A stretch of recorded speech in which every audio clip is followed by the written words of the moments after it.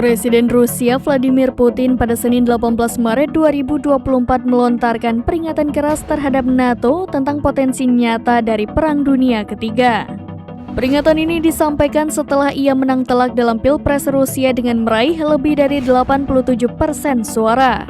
Sebagaimana diketahui, perang Rusia-Ukraina sejak Februari 2022 telah memicu krisis terdalam dalam hubungan Moskow dengan Barat.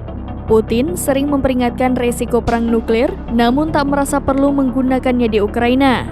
Presiden Prancis Emmanuel Macron mengatakan ia tidak bisa mengesampingkan pengerahan pasukan darat di Ukraina di masa depan. Beberapa negara NATO, terutama Eropa Timur, menyatakan dukungan atas gagasan Macron. Menanggapi soal konflik antara Rusia dan NATO, Putin mengatakan segala sesuatu mungkin terjadi. Sebagai informasi, menjelang pemilu Rusia pada 15-17 Maret, Ukraina meningkatkan serangan terhadap Rusia. Jika serangan terus berlanjut, Putin mengatakan Rusia akan menciptakan zona penyangga di lebih banyak wilayah Ukraina. Hal itu dilakukan untuk mempertahankan wilayah Rusia.